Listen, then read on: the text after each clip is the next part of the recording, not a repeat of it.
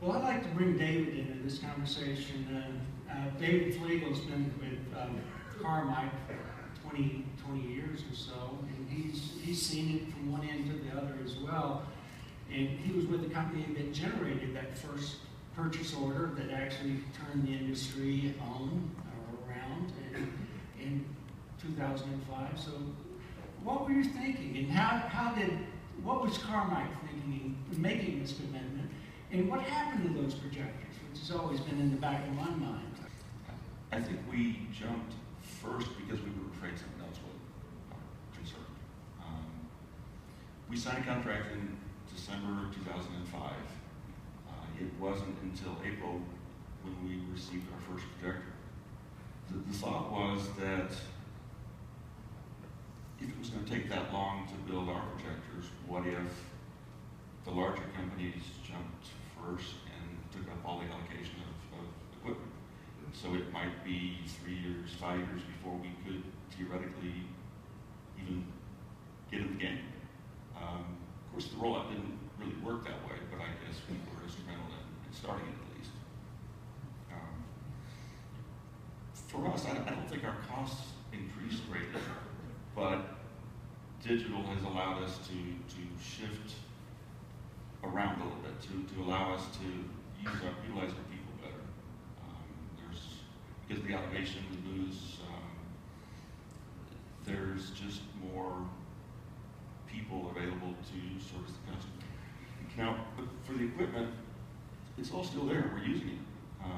We plan to use it for a while. We've got 30 years out of 35 millimeter. So you're getting 35 years of digital as well? No, of course not. That's not. But I've got almost 10 already. Of the 2,300, they're all still there. We are actively upgrading them. Surprisingly, you can put a Series 2 lens in a Series 1 projector.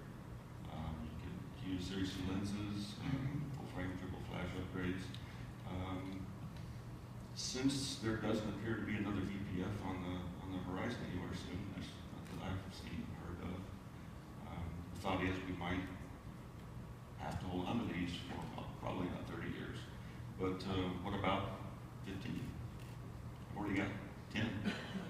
What about staffing? Can you speak to that? When you brought those projectors in, you had your existing staff, and you had to do a lot of training, and how has staffing requirements changed, say, in the last 10 or 15 years?